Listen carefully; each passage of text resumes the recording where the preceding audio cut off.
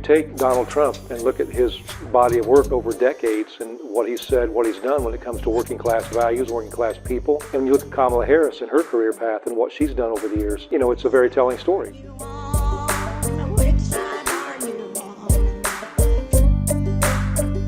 The UAW, the United Auto Workers, endorsed Kamala Harris last week after, they, just as with their endorsement of Joe Biden, they took their time with it. You know, they had a more deliberative process than some of the other unions. You know, I mean, some unions actually came out like the day of. I think there were some unions that were the day of they endorsed Kamala Harris, which is kind of bonkers.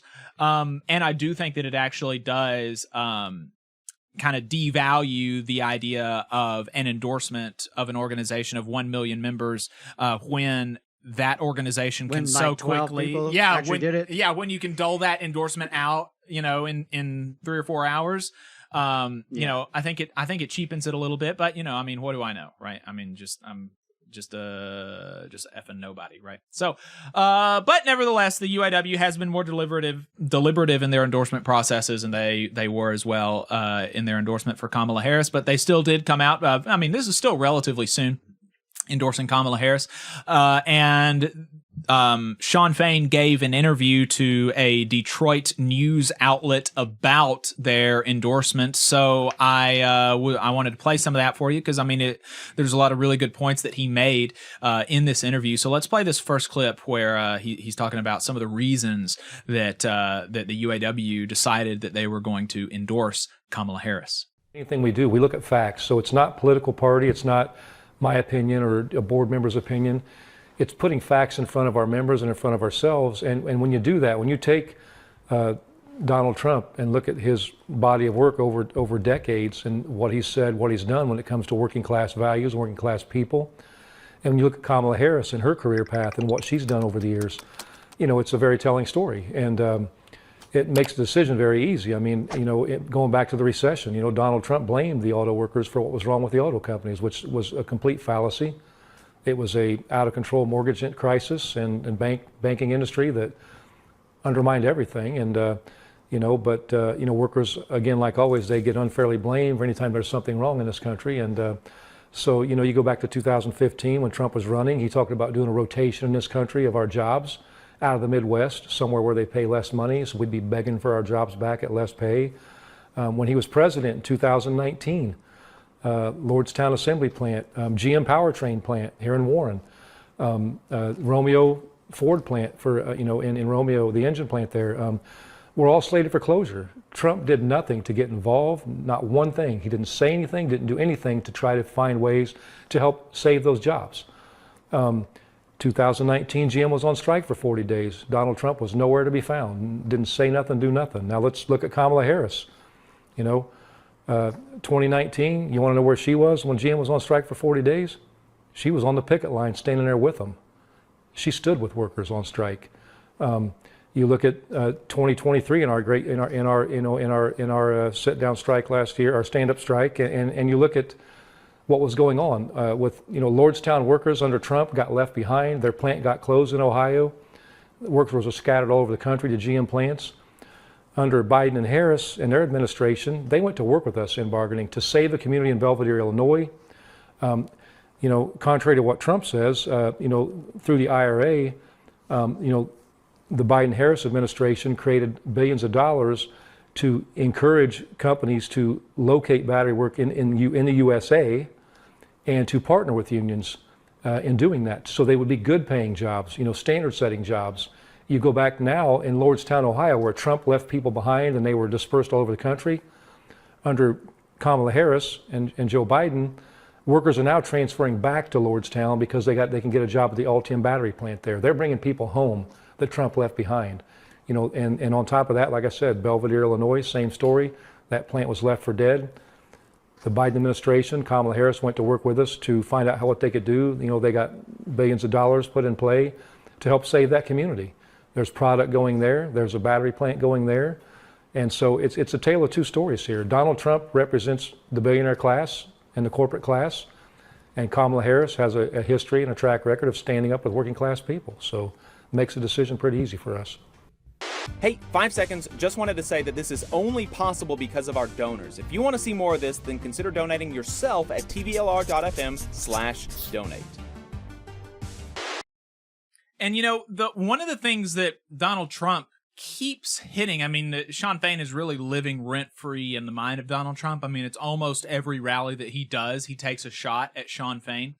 One of the things that, and Shawn Fain talks about it later at a different point in this interview about how, Donald Trump just doesn't know anything about the auto industry. He just doesn't know anything.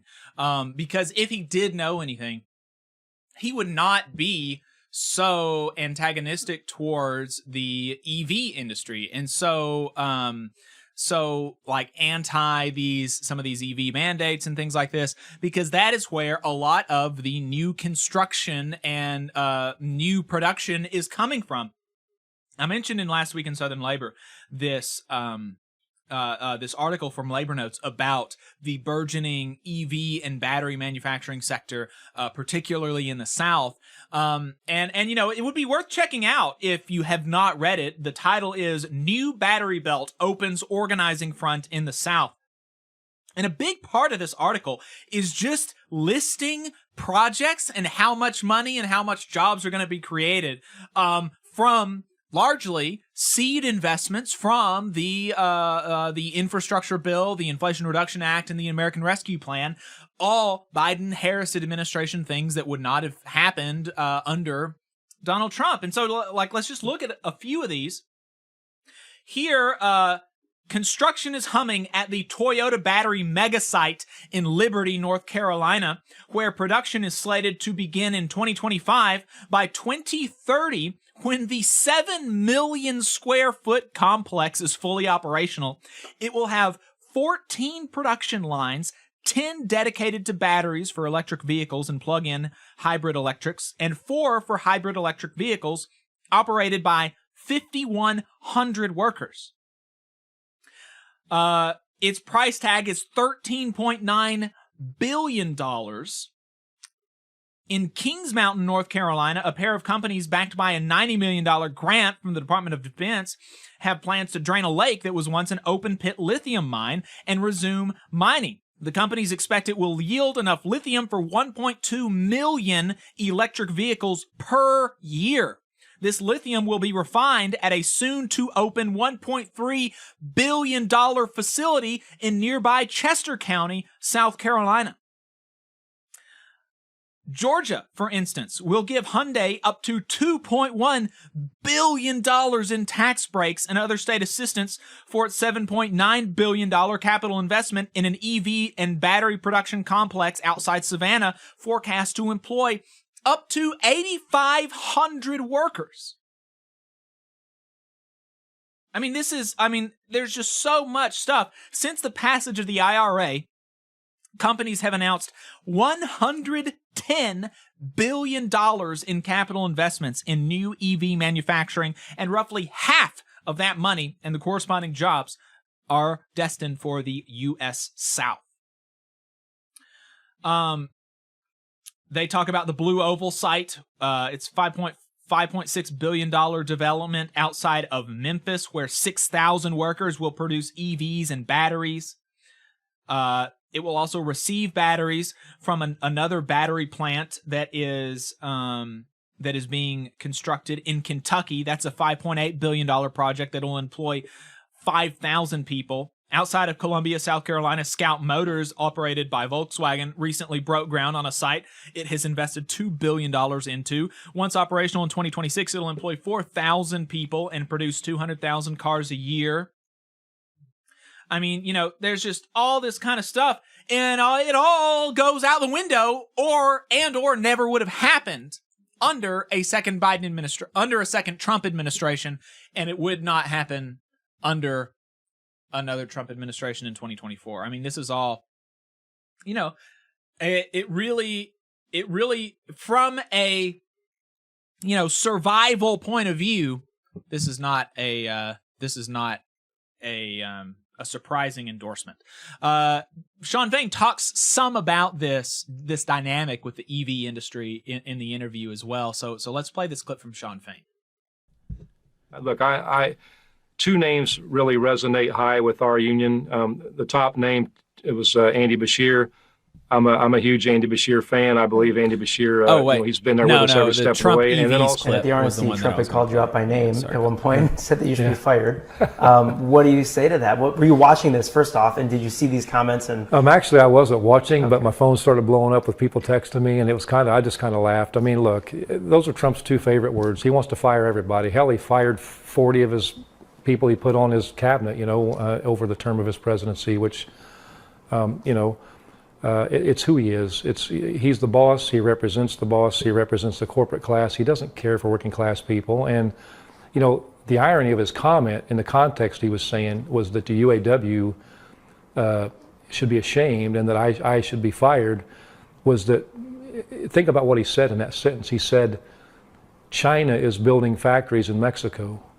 Well, what the hell does the UAW and do we have to do in America with a foreign company building a factory in Mexico? I don't know what role we play in that. I know we have no role in that. Obviously, Donald Trump doesn't understand that concept. But I can tell you what I do know about the battery EV industry.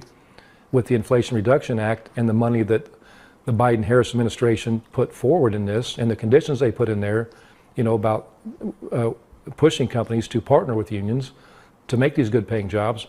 There's over 30 factories that have been built or being built in this country to deal with battery EV work. And those are being built in America because Harris and Biden administration put funding toward that, to make sure that work is located here. What did Donald Trump do when he was president to do anything like that? I can tell you what he did, nothing. We're for sale. Donald Trump admits it himself, he's for sale. He proudly admits he's taken $45 million a month from Elon Musk. Basically, all he's saying is, I'm a sellout, and here's my price, and I'll do whatever you want as long as you give me money.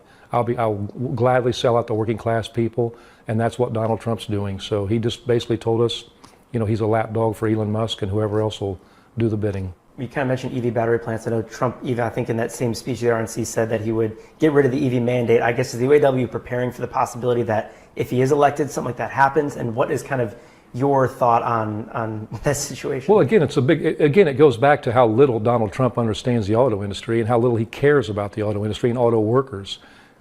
So let's say you eliminate the entire battery industry. The big three alone closed 65 plants in the last 20 years, many of them under Donald Trump's presidency. So what does that do if he kills the battery industry? What does it do to save jobs in America? I don't know. It doesn't do anything. Donald Trump had an opportunity to save auto jobs in America when he was president, and he did nothing. So the whole thing is a fallacy. And it's just a point. He's all talk. He's a con man, and that's what he does best. And unfortunately, some people buy his, I won't use the word, but BS. And unfortunately, we don't fall for it. We know better, and facts say different than his spin. So there you go. Really compelling stuff from Shawn Fain, the president of the United Auto Workers Union, comports with. It just comports with reality as far as the difference for the UAW as a union and as an organization of auto workers. The difference between a potential Trump administration and a potential Kamala Harris administration. You just saw a clip from the Valley Labor Report. We are live every Saturday morning from 9:30 a.m. till 12:30 p.m. And we pride ourselves on keeping all of our content free to everybody so that we can talk to as many working folks as possible. If you support the work that we're doing, you think that it's important, you think that it's good, then consider making a monthly contribution to the project, and you can do that on our website, tvlr.fm.